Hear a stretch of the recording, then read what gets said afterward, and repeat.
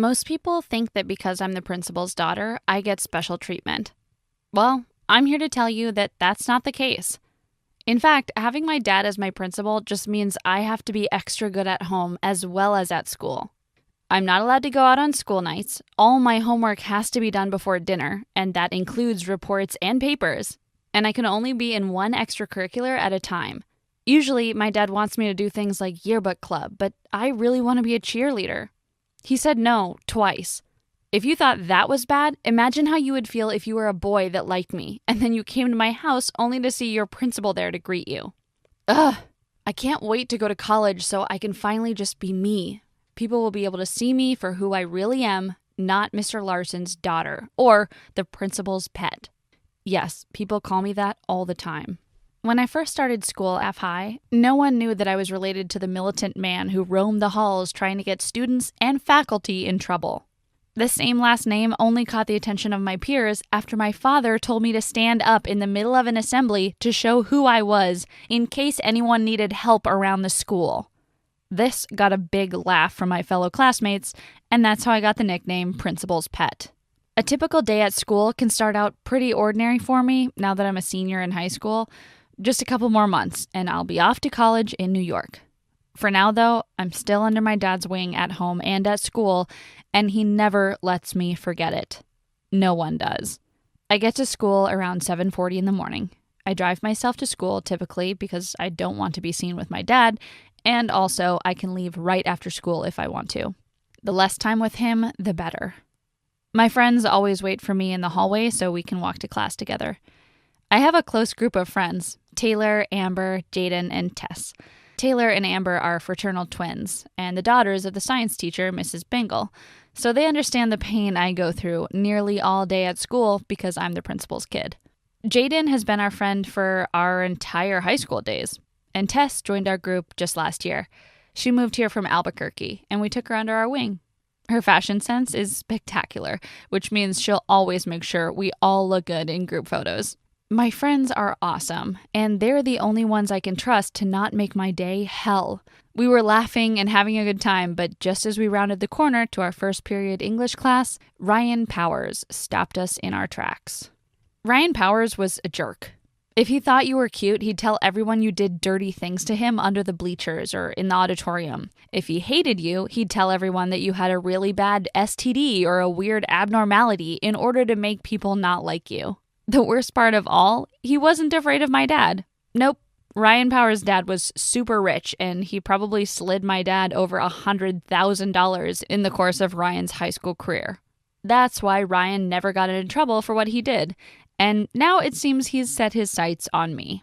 "Hey there, Sasha. How are you this morning?"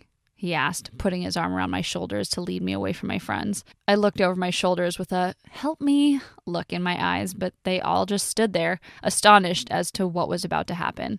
"Hi, Ryan. I have class. I have to get going." I tried to pull away, but it was no use. His hand got tighter on my arm. "I don't think your daddy will be too upset if you're a little bit late." I gulped, hoping this would end soon. If I just shut up now and let him talk, the sooner I could get back to class. "I was hoping you would go out with me this Friday on a date. Maybe we could go to the movies. I could take you out to get ice cream. You know, the works." He raised an eyebrow. "What do you think?" "Absolutely, 100% not," I said, pushing his hand off my arm. "What? I told you don't have to worry about your dad. Come on, Sasha, you know I've liked you for like 5 years. I scoffed. "You like everyone, and besides, it doesn't matter if I go on a date with you or not. You're going to tell everyone that we did things we didn't do. I don't want that on my shoulders. Also, you're just plain mean to everyone. I would never date a guy who's such a jerk." He looked at me confused. "I would never speak ill of you, my darling. You are gorgeous, and I don't know what you've heard, but I never talk bad about anyone." Just looking at Ryan, you would believe him wholeheartedly. He looked like America's sweetheart, a purebred, blonde-haired, blue-eyed boy, except he was not a good person. You could almost see it in his eyes if you stared too long. I couldn't help but chuckle. "Get a life, Ryan," I said, before turning and heading back to my class just in time for the bell to ring. As the door was shutting to my classroom, I heard Ryan say matter-of-factly, "You're going on a date with me Friday." I sat down in my chair and was just about to tell Jaden what happened when the teacher came in. I ended up writing her a note instead. It said, Jaden, you will not believe what just happened to me in the hallway. Ryan asked me on a date. No, he actually told me we were going on a date. What do I do? Sasha. I passed the note over to Jaden, and as soon as she was done reading it, I knew because she let out a gasp that could mean nothing else. I saw her furiously scribbling. We were supposed to be taking notes for our class, but I knew she was begging me for more information and probably passing my note to the others in the group. When she passed her note to me, I opened it quickly. Sasha, you cannot be serious right now. Tell your dad, tell your mom, scream it from the rooftop that you're not going on a date with that loser. Jaden. I really wasn't sure how I was going to pull this off, but an idea was coming to me. You would think after that, today couldn't really get much worse. However, as soon as I was heading to my second class, I got called to the principal's office. That's right. My dad called me over the loudspeaker for everyone to hear, except he didn't say my name. Of course not. He said, and I quote, "My daughter needs to come to the office now." Since I'm his only daughter and his only child in the school, I knew he meant me. My face turned red as all eyes swung over to look at me in the hallway. Everyone was curious to know what I did, unless Ryan already told them we were making out before first period, which I'm almost sure he had. I hope this had nothing to do with him. To say I was a little scared would be an understatement.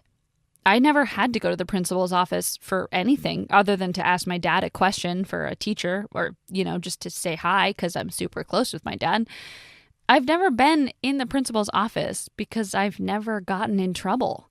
And I had no idea what I did now. I was sure I would find out soon. The next class I had was math, so I didn't really mind missing it. On my way to the office, I tried to avoid the hall where the popular kids hang out. I didn't want anyone to see me heading that way. They may ask too many questions or laugh and call me principal's pet, PP for short. When I got to the office, my dad ushered me inside and shut the door. He even locked the deadbolt tight. He sat down on the chair and offered me the seat across from him. Before he could even say hello, I asked, "What am I doing here?" My dad chuckled a little and said, "I've got a proposition for you, Sasha. Ryan's father called me earlier today, and he said that his company would donate $10,000 to start building the new gym if my daughter went out on a date with his son this Friday night." He paused as the words he said sank into my mind. "Aren't you excited that the new gym is going to finally get built?" I looked at him in total shock and disgust. "You're going to force me to go on a date with Ryan Powers?" I asked, nearly yelling. My father leaned back in his chair like only the best villains do and said, "Look, Sasha, $10,000, it's a lot of money. Derek Powers is a strong, powerful man that can do a lot to you and me. I'd suggest you go on this date and you smile the entire time. Now, get out of my office. I don't want to hear another word about this." I stood up to leave, and my dad, who always has to have the last word, said, "Don't let the door hit you on the way out." I couldn't believe he talked to me like that. Actually, yes, I could. This day could not get any worse. Looking back now, I probably shouldn't have said that. Leaving the office, I took a turn down one of the creepiest hallways in the school. I don't know what it is about this hallway, but it's always dark. The band room and chemistry lab are down that hallway, but there's always something even cooler. The janitor's office at the end of the hall. The one that only I have the key to. I stole it off my dad's keyring a long time ago, and my friends and I have been using it as our hangout when we want to skip class for as long as I can remember. All I had to do was send a quick text to my friends, and they'd meet me here if they could. I pushed the door open to the janitor's closet and was happy to see that our things were still where we'd last put them. Some chairs from the choir room, a stack of books from the library that are banned, a few snacks from the teacher's lounge that we confiscated one day during an assembly. It was our own little hideout, and we could only go there when class was in, or else risk being seen. I texted Jaden and the twins, but only Taylor, Tess, and Jaden were able to sneak out of class. Amber was taking a test that she'd been studying for 4 weeks, so we didn't want to disturb her. Now, you may be asking, wasn't I worried about being caught or getting into trouble for skipping class? The short answer is no. The long answer is that I've been doing it for so long that I know which classes the teachers won't care or pay attention to how long you're gone, and even if I do get in trouble, all I have to do is say I was talking to my dad and the teacher will shut up. I kind of liked having that power. Soon after the text, I heard our signature knock on the door. 3 short taps and 2 long ones. I tapped back on the door to show that I was there, and ready to flip the lights on as soon as whoever was on the other side entered. We kept the light off when the door was open so no one would suspect anything weird going on down the creepy hallway. The door opened, and in stepped Jaden. I could tell she was dying to know what I had said about Ryan in the principal's office. I wouldn't tell her until the others were here. When the other girls arrived, there was about a millisecond of silence before everyone started talking at once. Tess finally said, "Guys, stop! One at a time or we're going to get caught." Jaden looked at me. "Sasha needs to go first. She has big news." Everyone stared me down. I gulped while sweat dripped down my back. Ryan asked me out. Everyone said, "Ew!" at the same time, even Jaden. I nodded in agreement. I know, but that's not even the worst part. I got pulled into my dad's office. He's making me go out with him on Friday for 10 grand. The room was silent. Then Jaden shrugged and said, "Well, I mean, last time it was 5 grand, so you're getting more expensive." She nudged my shoulder to show she was joking. "What am I going to do?" I groaned. "There's only one thing you can do," Taylor interjected. "Go on a date with him and make him so miserable he'll be begging his dad to pay your dad $50,000 to keep you away from him." I smiled. I like this idea. As much as I've said I don't like being the principal's daughter, it does come with its own perks. Like, of course, my secret hideaway, and the fact that I knew where all of the security cameras were. I also had access to every single key to open any door that I wanted, including the school itself. My dad always put the keys for the school in the lockbox of his closet, and after school, I was planning to take them to finally put Ryan Powers in his place. The rest of the school day went by easily. My friends and I gathered several girls together to tell them about the plan. We'd taken some time at lunch to come back together and make flyers. We needed as many people in on this as possible. It wasn't going to be easy, and we would need a lot of help. Somehow, I was pretty sure that all of the girls we recruited would help and even recruit more. When I got home, I finished all of my homework and made a show of taking a shower to get ready for bed. What my parents didn't know was that earlier that day, I had asked Ryan Powers to meet me back at the school after dark. I told him that I wanted him to prove to me that he really liked me, and he could do that by meeting me at the school. It didn't take much convincing, because I'm pretty sure Ryan thought we were at least going to make out, but I also invited more than 100 girls from the school to come, and when Ryan and I walked into the auditorium, he was going to get a huge surprise. The only thing is, I now needed to wait until my parents fell asleep so I could break into my dad's lockbox. I was going to take the keys after school, but my dad had meetings and was late. He didn't get home until around 6:30, and he kept lingering in his room. It's almost like he suspected I was up to something. My parents were usually in bed around 9 p.m., but tonight The Bachelor was on, and it's my mom's favorite show. I totally forgot what day it was, so I had to endure the hour-long wait before my parents finally clicked off the television and nestled into bed. It took another 20 minutes before I finally heard my dad snore echoing through the hallway, and I gave it another 5 minutes before I army crawled into their closet. I knew where the lockbox was, but the key was a mystery. I turned on my cell phone flashlight to search, finding pens, change, other random stuff sitting around on the dresser and the closet, but no key. I looked over at the lockbox, and you would never guess my luck. The key was still inside. I twisted it open as fast as I could and pulled out the huge ring of keys. They clanged together like cymbals, and I was sure I had woken both my parents up. They stirred a little. But after a second, I was able to shove the keys into my pocket of my hoodie and muffle the sound. I snuck back out of their room and raced down the stairs. I had to get to the school by 11 or people would start leaving. I texted Jaden that I was on my way in hopes that she could tell everyone that I'd be there soon. I had also texted Ryan that I was on the way and that I'd meet him by the auditorium doors. Hopefully he didn't see anyone going in, and no one clued him in on what was really going to happen. We had passed out the flyers during the school day, but we'd asked that people only give them to other girls and to keep everything a secret. You know how high schools are, though. No one ever keeps things to themselves. I pulled up to the school, and like I had hoped, people had parked on the other side so that Ryan wouldn't see them as he pulled in. We went to a huge school, and it was impossible to see the parking lot on the other side.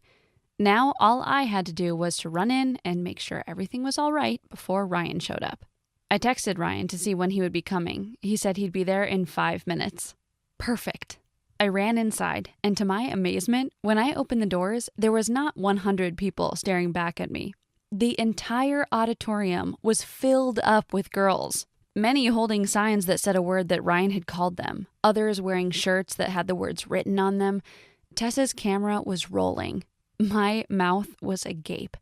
I had never seen this many people in one room. Surprisingly, everyone was silent. At that moment, I decided to break the silence and tell everyone how happy I was that they came, and that I needed them to be ready because Ryan was coming soon. The lights went out as soon as we saw headlights pull down the road. It was nearly 11:30 p.m., and there weren't a lot of people driving down the road at this hour, so we knew it had to be him. Sure enough, he pulled into the parking lot and parked right next to the door. He looked like he was freshly showered and ready to hook up with a cute girl. Little did he know, as soon as he opened the auditorium doors, the lights would go on, and over 600 girls would shout the ugly words that he had called them at the same time. Some threw things at him. We didn't tell them to do this. And some even shot Nerf gun darts at him. We didn't tell them to do this either, but I wish I would have thought of that. The smile that was on Ryan's face disappeared as soon as he saw everyone in that room.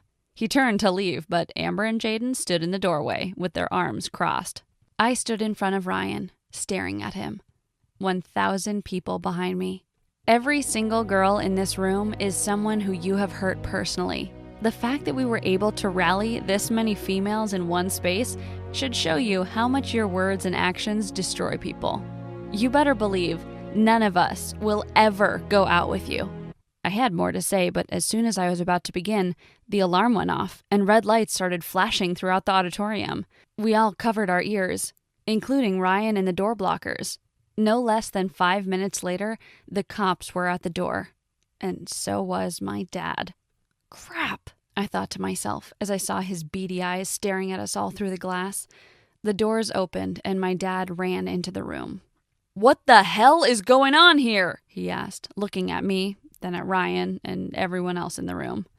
"Dad, these are my friends," I said, pointing to everyone in the room, "that all came together to tell Ryan Powers that he is not a good person. I do not want to go out with him, and I do not want you to take $10,000 from his dad just so you can flaunt your school. This ends today." My dad rubbed his head and looked at the cops. "I don't know what she's talking about," he said, shrugging his shoulders. One of the cops looked at my dad. "So, you're telling me that 1,000 high school girls came together to tell a bully he's a jerk?" We all nodded. A huge grin went across the cop's face, and he said, "All right." He coughed and said, "One more question. Did you say that your dad was taking bribes from Devin Powers?" We all nodded again. "Mr. Larson, you are under arrest for extortion. You have the right to remain silent. Anything you say can and will be used against you." I became a legend after that day. My dad got into some huge trouble for taking money from Devin Powers, and Mr. Powers is now in prison. My dad lost his job, but there's a silver lining to that. He's not the principal anymore, and he's actually a pretty cool dad when he's not stressed out.